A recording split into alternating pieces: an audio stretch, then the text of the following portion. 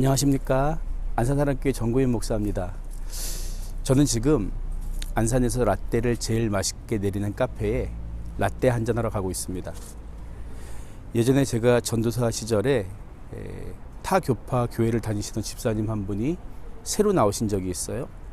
찬양도 열심히 부르시고 은혜도 받는 것 같았는데 다음 주일날 그분의 모습이 보이지 않는 거예요.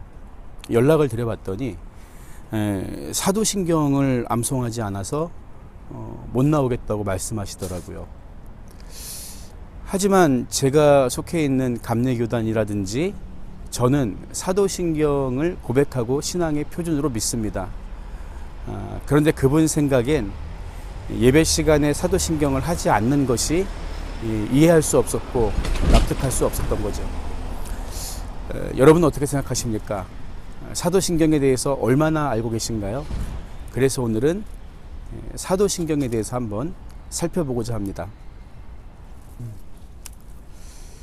성경은 저자만 40명이 넘고 1600년에 걸쳐 기록되었죠. 그리고 66권을 정경으로 가려내기까지 긴 시간이 걸렸습니다. 사도신경 역시 어느 날 갑자기 반포한 게 아니라 오랜 시간을 걸쳐서 형성된 것입니다. 물론 사도신경은 십계명이나 주기도문과 달리 성경에 직접 기록되진 않았습니다. 사도신경은 사도와 신경이 결합된 말인데 사도는 예수님의 제자들을 가리키고 신경은 믿는다는 뜻입니다. 그래서 사도신경은 제자들의 믿음이란 뜻이지요. 물론 사도신경은 사도들이 직접 쓴 것은 아닐 수 있습니다. 그런데 왜 이런 고백이 필요했느냐 하면 초대교회 안에서 처음 기독교인이 된 사람들에게 세례를 주는데 그가 정말 믿음이 있는지 검증해야 하잖아요. 예수님은 마태복음 28장 19절과 20절에서 너희는 가서 모든 민족을 제자로 삼아 아버지와 아들과 성령의 이름으로 세례를 베풀고 내가 너희에게 분부한 모든 것을 가르쳐 지키게 하라고 말씀하셨죠. 따라서 믿음의 기준이 예수님의 공생애와 부활을 경험한 사도들의 고백과 같아야 했던 것이죠. 그래서 우리가 고백하면서도 성도신경이 아니라 사도신경이라고 부르는 것이죠.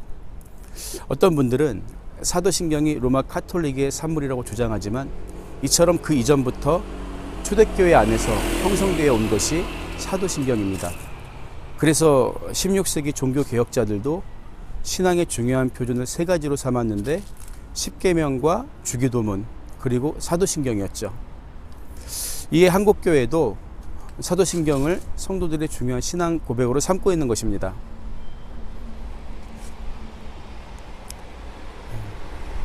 그런 주장을 하시는 분들의 생각도 이해는 됩니다. 또 그런 비판에 대해 돌아보는 것은 정말 우리가 고백하는 내용이 성경적인가를 끊임없이 생각하게 하는 긍정적인 기능이 분명히 있습니다. 먼저 본디오 빌라도에게 고난을 받으사라는 구절이 적절하지 않다고 주장하는 분들이 있는데 마치 예수님의 고난이 우리 죄 때문이 아니라 빌라도 때문에 이루어진 것으로 왜곡할 수 있다는 거예요. 그런데 정상적인 그리스도인이라면 과연 그렇게 생각할까요? 복음서를 보면 예수님 앞에 나사렛이라는 지명을 붙입니다. 왜일까요? 예수라는 이름은 구약에 나오는 여호수아나 호세아처럼 당시엔 아주 흔한 이름이었습니다. 하지만 그분은 역사적으로도 분명히 이 땅에 육신으로 오셔서 살다가 죽고 부활하신 그리스도십니다. 따라서 나사렛이라든지 직업이 목수였다는 말은 그분이 이 땅에 실존했다는 역사성을 뒷받침해주는 중요한 근거가 되죠. 본디오 빌라도라는 이름 또한 예수님이 성경은 물론 로마의 역사에도 실존한 분이며 분명히 사형 언도를 받고 십자가에서 죽임당하셨다는 역사성을 증명하는 근거가 되는 거죠.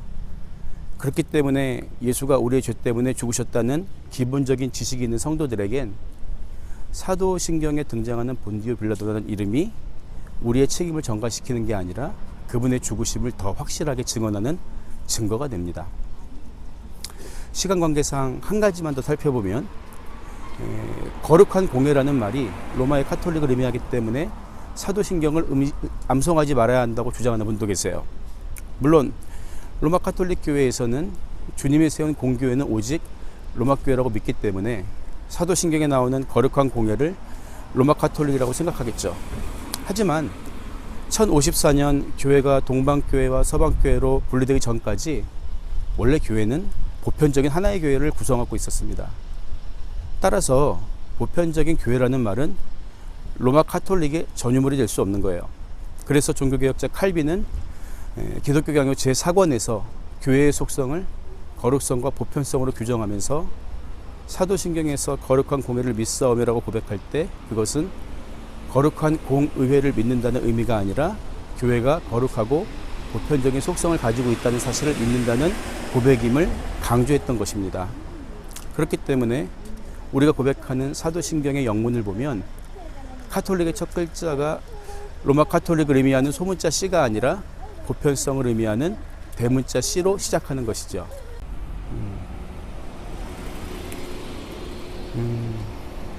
지금까지 이야기했던 것처럼 사도신경이란 기독교인으로서 마땅히 계승해야 할 믿음의 내용이 무엇인가를 의미합니다.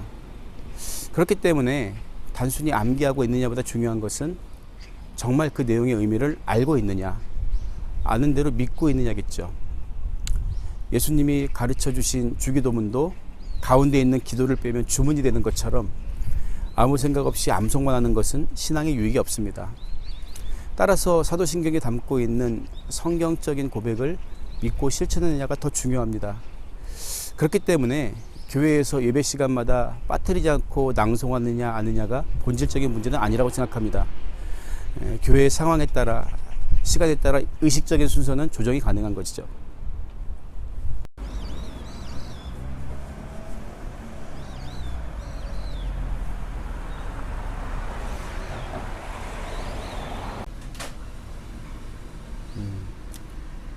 미국의 신학자 엘버트 몰러는 오늘 나에게 왜 사도신경가라는 책에서 우리가 사도신경을 공부해야 할 필요성을 강조하면서도 그리스도인들이 믿어야 할 것은 성경이며 오직 성경만이 신앙의 유일한 규칙이라고 말합니다.